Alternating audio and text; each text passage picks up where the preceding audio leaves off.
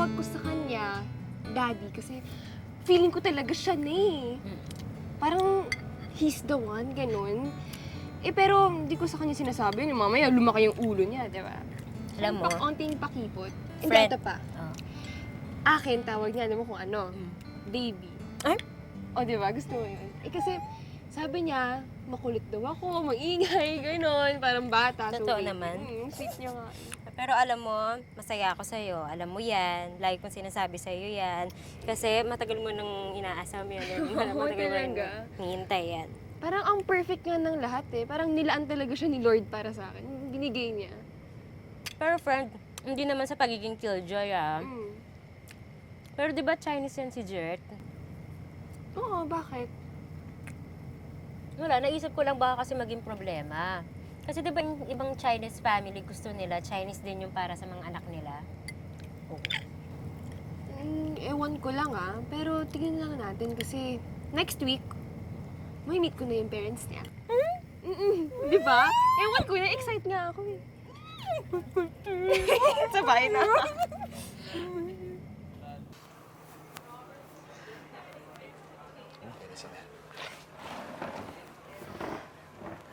Hi po. Good evening po. Ma? Pa? This is my girlfriend, si Kata. Hi. Nice to meet you. Hi po. This is for both of you po. Thank you. Oh, thank you, thank you. Halika, kumain na tayo. Okay? Tara, tara. Okay ka na?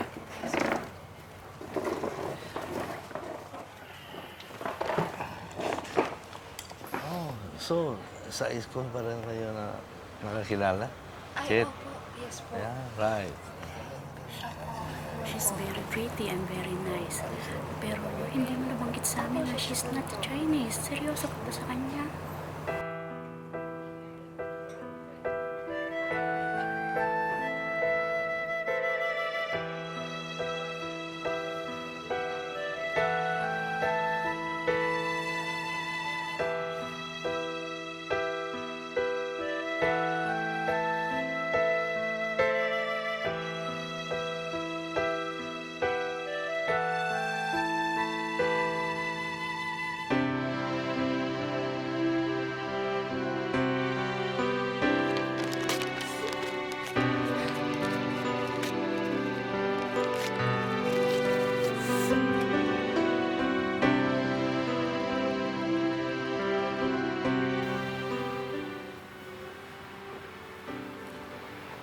Yung parents mo, they know what's best for you. At alam nilang hindi tayo bagay.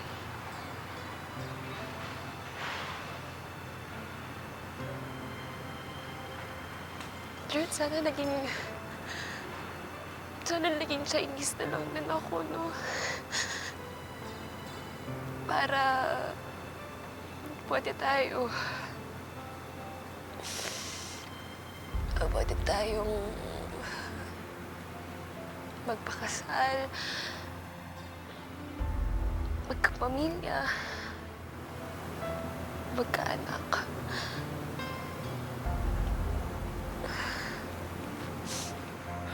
Kata, gagawin ko yung lahat. Ipaglalaban kita.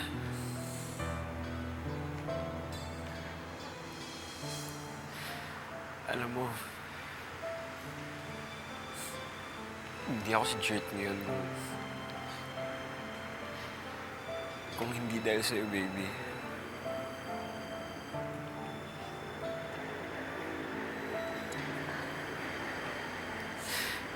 Hindi ko kaya mawala ka sa akin, Kata.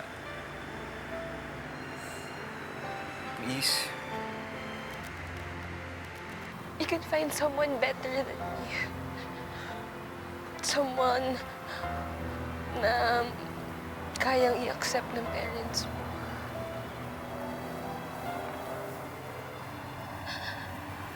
Ayokong magkasira kayo ng parents mo dahil sa akin. And I know, kaya mong maging successful kahit wala ako. Kata, please. Wag.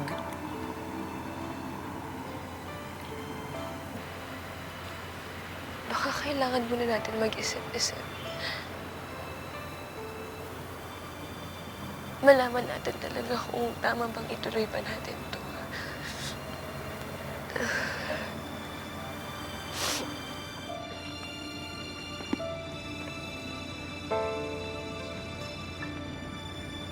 Umiyak talaga ako kasi hindi ko talaga makalimutan. Hindi ako Chinese, pero ano magagawa ko kung talagang mahal kita?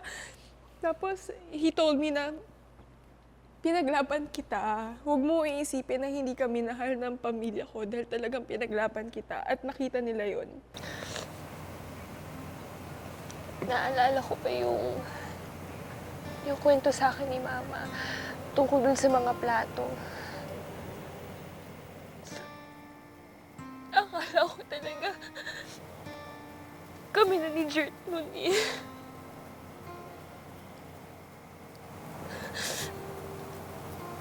Mahal na mahal ko si Jert sobra. Ayoko lang na magkasira sila ng pamilya niya.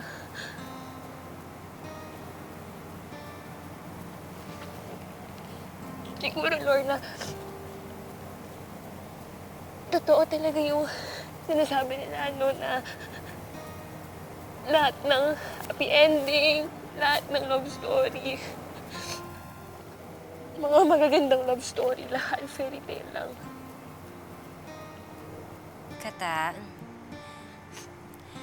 Kata, alam mo, wala akong masyadong karanasan sa pag-ibig.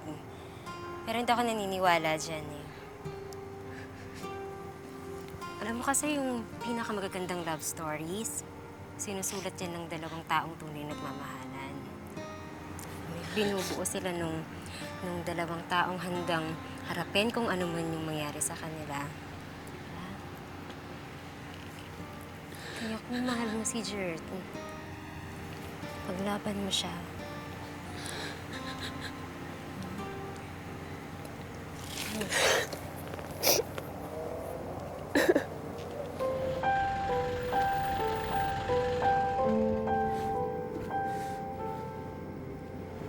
Kata,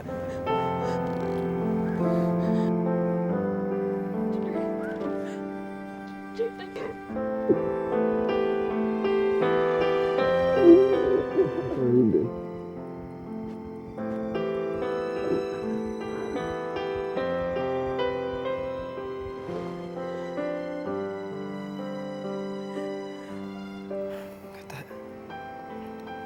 I'm sorry.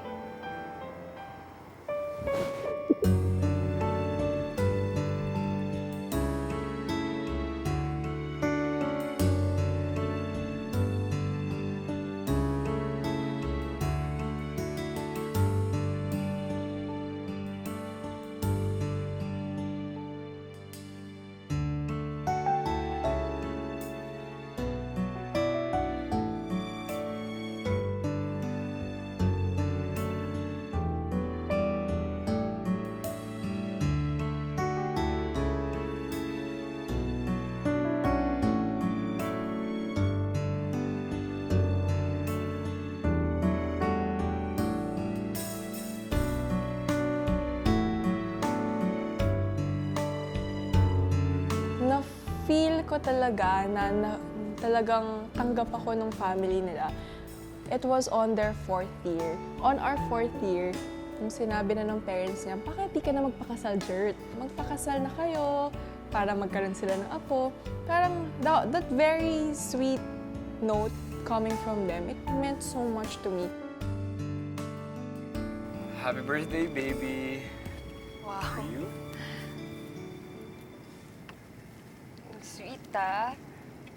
Chocolates. Akala ko ba ayaw mo ko bigyan dati ng flowers tsaka ng chocolates? Kasi diba flowers, sabi mo, nabubulok. Tapos pag chocolates, nakakataba. You know what? Today is a special occasion. Kata, minsan lang din tayo magbakasyon. Ako, nagpipiloto na ako, busy ako. Ikaw naman, busy ka na sa 24 oras. Sikat ka na kasi eh. Grabe. Pero alam mo, kidding aside, El Nido, Palawan talaga. Sobrang dream kong puntahan. As in, gusto kong puntahan. Paano mo ba nalaman na gusto ko pumunta dito? Actually, may sale kasi. May promo, kaya tamang-tama, di ba? Grabe Kinuha ko ka. na yung opportunity. Alam mo, sobrang kuripot mo talaga, no? Ang yaman-yaman ng kuripot. Pero, seriously, thank you. In fairness, nakaka-touch, ang sweet. Nakakaiyak. Parang ito na ata yung best birthday ko. Di pa tapos yung surprise ko eh. Meron pa?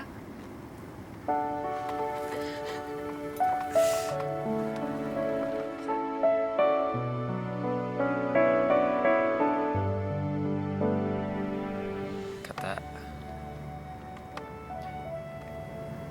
for the past 7 years of our relationship, it's been the happiest days of my life. Alam mo dati, wala akong lakas ng loob. Itanong sa'yo to. Pero ngayon, kaya ko na. Kata, can I be a part of your fairy tale? Can I be your Prince Charming?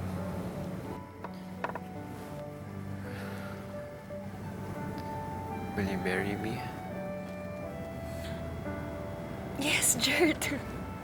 Yes.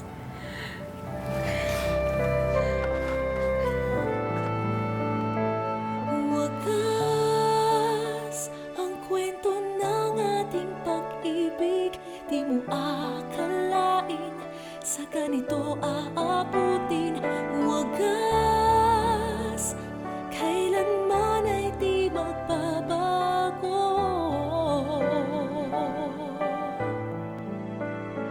Habang buhay kitang pagsisilbihan, habang buhay kitang aalagaan. Ang wagas na pag-ibig para sa akin is panghabang buhay na pagmamahalan. And which is nakita ko kay Kata. Wow. Ang wagas na pag-ibig naman para sa akin is W. You need to wait for God's perfect time. A. You need to accept all the flaws and assets of your partner. So kahit gaano kapangit pa yan, kung talagang mahal mo, tatanggapin at tatanggapin mo. G. Hindi syempre mawawala si God kasi si God ang sumulat ng love story ninyo. A. Mawawala pa bang I'll love you? Dapat I'll love you every day or lagi mong sinasabi kahit nung na-miss mo lang siya, I love you. It's a simple reminder, but it's so effective. And S, panghuli, it's learning how to say you're sorry when you're committing mistakes. Yun. Yun ang wagas na pag-ibig para sa akin. Naisip mo yun?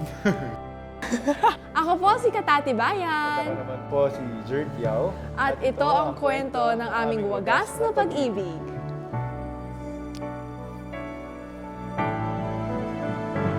Wagas ang kwento ng ating pag-ibig. Di mo akalain sa ganito aabutin. Wagas, kailanman ay di magbabago. Habang buhay